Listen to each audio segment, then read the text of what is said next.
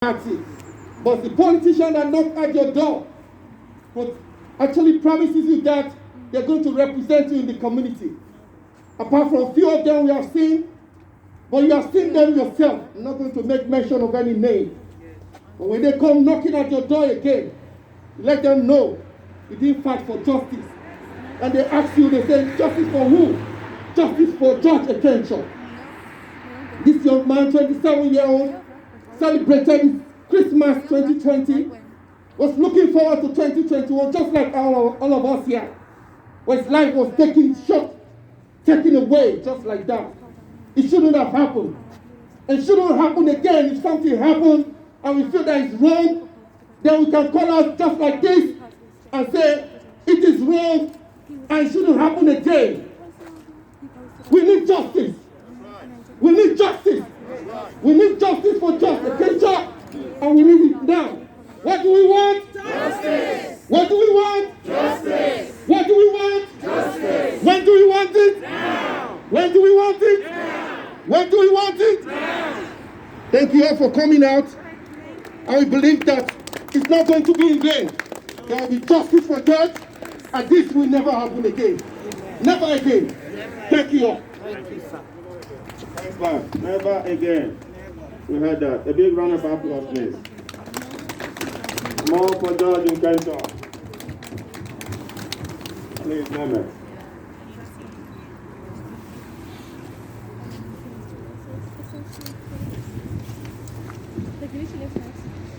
Hello everyone, my name is Mehmet Uludağ, and I'm again proud to be here and humbled to be here, standing in solidarity with the Nkencho family, the community in Blanchardstown, the migrant black community, and I suppose for the entire country, where I think no other time solidarity and unity has been as important possibly as it was this year and today.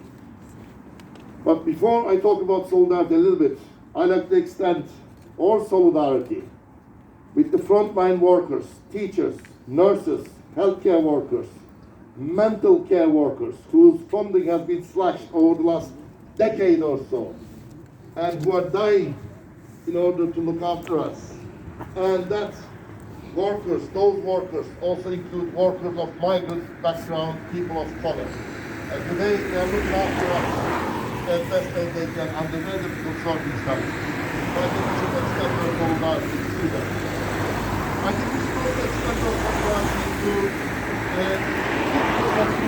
the government workers who have been serving this community as shop workers for many, many years, who have been sacked at the height of COVID. And at the time when the right-wing government politicians were talking about solidarity, and they're still on a picket trying to defend their rights, their legal rights of redundancy, etc. And I think we should extend our solidarity to them, because we have to show people how solidarity works and how it can be put in practice. See, justice is not an abstract concept, is it? It's not just a slogan, it's not just a soundbite. It's about how we are housed, how we work, what rights we have, social and economic rights, and how we feel about ourselves and about this country, and what the relationship we have between us and the state and state institutions. And if report after report, survey after survey, findings of lack of mental health services, findings of racial sort of inequality, findings of bias in state institutions towards sort of negative bias towards people of color, people of ethnic background, have been ignored by governments when there were billions in this country that they could fund these services, have been ignored by politicians, then justice is not served at all. Because justice is not a press statement. It is actually real change in our lives for ourselves and for future generations. So our demand for justice is not going to be just social media posts. It's going to be real demands in our community and in the wider society in Ireland. And we have to put pressure for justice. And I think we have to understand, people mention politicians. I'm a member of People Before Profit. And we have TVs in the parliament. They will tell you themselves, just because we vote every 5 years doesn't bring justice, doesn't bring equality. We have to put them to task at every level, in every which way we can, using our democratic rights, so that, number one, we control our government, number two, our demands are not ignored. You see, I don't trust all politicians. Why should I? What have they done to this country over the last 20 years? I worked in an agency that looked after asylum seekers and refugees called RASI, Victims of Torture. What have they done to agencies like that, for example, by slashing their funding? What have they done to human rights institutions by slashing their funding? What have they done to refugees by closing the borders? I don't trust them. And what have they done to ordinary working class people in terms of jobs, rights, and all sorts of good things? I don't trust them. But what I trust in this country, as we have seen time and again, is people power. When people come together, unite and fight, change can be actually brought about. And I think we need to really focus this campaign towards bringing about real change. And I think that means unity. I think that means reaching out. You see, you have seen what happened on social media with the far right and their racist lies.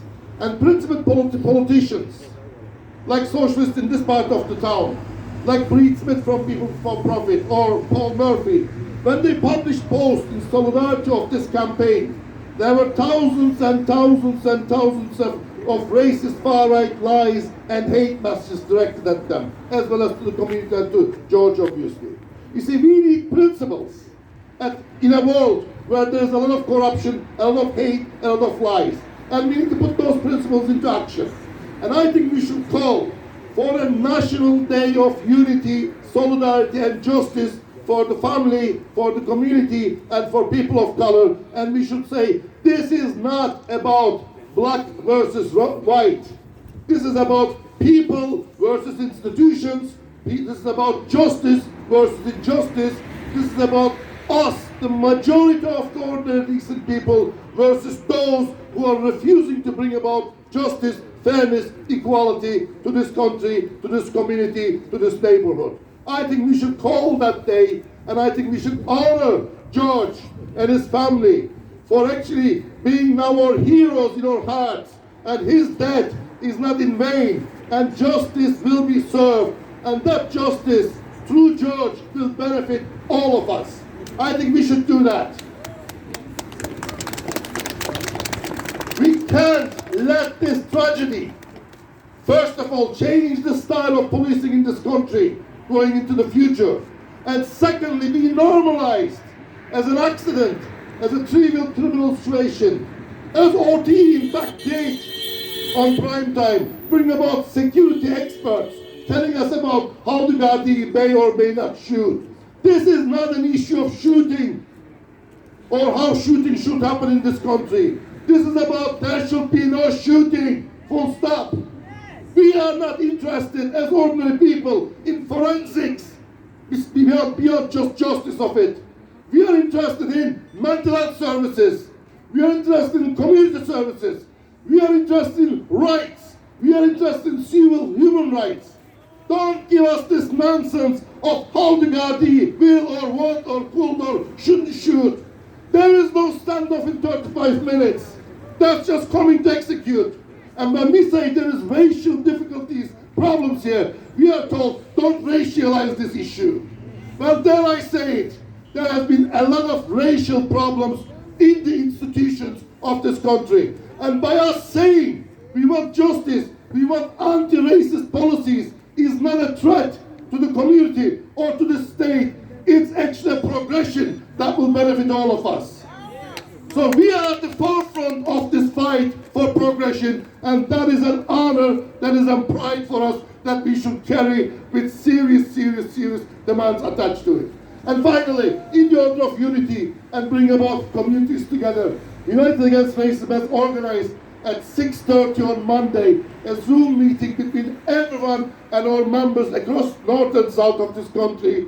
And people will be attending, white, black, whoever they are, whatever backgrounds they're coming from, because we like to discuss how we can put our demands for justice and our intention for unity into real action beyond just George, beyond just this issue, forever and ever in this country, because we live here, we belong here, and yes, people said about elections, and we will register, we will not only vote for those who support these progressive campaigns, we will also be politicians of the future in this country. As our children will be the politicians, the leaders, the activists of this country into the future. We want an Ireland of diversity, unity and progression, not an Ireland of carnival of a reaction by far right, by racists, and total ignorance by the institutions and the state. Because it is our land, it is our country, all together in unity. Thank you.